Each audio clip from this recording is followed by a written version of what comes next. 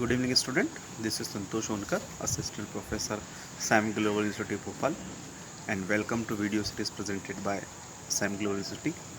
Student, जैसा कि हम सभी जानते हैं, किसी भी इलेक्ट्रिकल सर्किट को यदि हमें एनालिसिस करना होता है तो हम कुछ थ्योरम्स का भी यूज़ करते हैं। वैसे तो स्टूडेंट बहुत सारी थ्योरम्स होती हैं। सुपरपोजिशन थ्योरम है हमारे पास में, नॉर्टन्स थ्योरम है, मैक्सिमम पावर ट्रांसफर थ्योरम है, रेसिप्रोकल थ्योरम है। इन सभी थ्योरम्स के बीच में स्टूडेंट जो थेवेनिन्स थ्योरम होती है वो इस थ्योरम से हम काफ़ी आसानी से सर्किट को सॉल्व कर सकते हैं। थेवेनिन्स थ्योरम और यदि हम सुपरपोजिशन थ्योरम को कंपेयर करें स्टूडेंट, तो सुपरपोजिशन थ्योरम में एक मेन डिसएडवांटेज ये होता है कि हमारे सर्किट को जब हम सॉल्व करते हैं तो वो लेंदी काफ़ी हो जाता है। बिकॉज यदि हमारे सर्किट में नंबर ऑफ सोर्सेज ज़्यादा होंगे तो हमारा सर्किट को सॉल्व करने में हमें उतना ही टाइम होता है। बट जब हम लीनियर थेवेनिन्स थ्योरम पे बात करते हैं तो थेवेनिन्स थ्योरम में ऐसा नहीं होता है। यहाँ पे सर्किट चाहे कितना भी कॉम्प्लेक्स हो, यदि हमें प्रॉपर स्टेप्स मालूम होती तो हम सर्किट को सॉल्व कर सकते हैं। स्टूडेंट, कुछ स्टेप्स होती हैं, उस स्टेप्स के बेसिस पे हमें थेवेनिन्स थ्योरम पे काम करना होता है।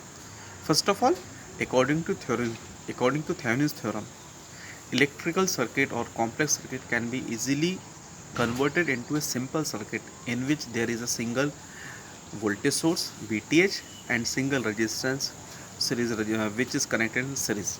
That means your Thevenin's resistor.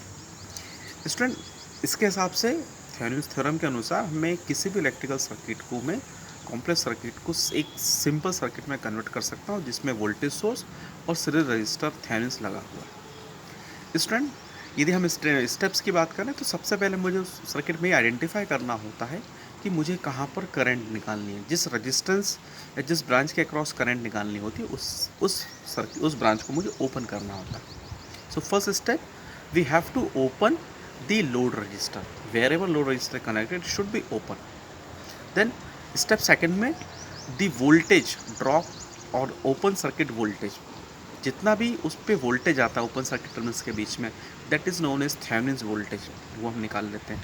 Thevenin's voltage निकालने के स्टूडेंट हमें अपनी मेथड यूज़ करनी होती है। स्टूडेंट की इंटेलिजेंसी पे डिपेंड करता है कि वो कौन से मेथड का यूज़ करता है। केवीएल मेथड भी यूज़ कर सकता है स्टूडेंट, आप कर सकते हैं, और मैथ्स मेथड भी यूज़ कर सकते हैं, नोड मेथड भी यूज़ कर सकते हैं। जो भी आप मेथड जानते हैं वो कर सकते हैं। जब आप उस मेथड को सॉल्व करते हैं तो वहाँ पे आपको ओपन सर्किट वोल्टेज मिल जाता है। सेकेंड पॉइंट होता है determination of equivalent resistance of this circuit. यदि हम आरटीएच की हेल्प से उस सर्किट को मतलब आरटीएच हमें निकालना है तो हमें वहाँ पर टोटल इक्विवेलेंट रेजिस्टेंस निकालना होगा। उसके लिए हम सीरीज पैरेलल कॉम्बिनेशन यूज़ करते हैं, बट हमें उस सर्किट को देखना होता है ओपन सर्किट टर्मिनल से। So whenever series parallel combination is being calculated, it should be seen from the open terminals. Once यदि मुझे ओपन सर्किट टर्मिनल्स आपको वोल्टेज मिल जाता है, रेजिस्टेंस मिल जाता है, सिंपल यदि मैं केवीएल लगा दूँ सिंपल सर्किट में तो मैं लोड करंट की वैल्यू कैलकुलेट कर सकता हूँ। Load current is nothing but VTH upon RTH plus load register. इस फॉर्मूले से मैं लोड करंट निकाल सकता हूँ। स्टूडेंट, यदि मुझे लोड करंट मिल जाती है तो मैं बाकी पैरामीटर को भी कैलकुलेट कर सकता हूँ। उम्मीद है मुझे ये वीडियो आपको अच्छा लगा होगा। Thank you.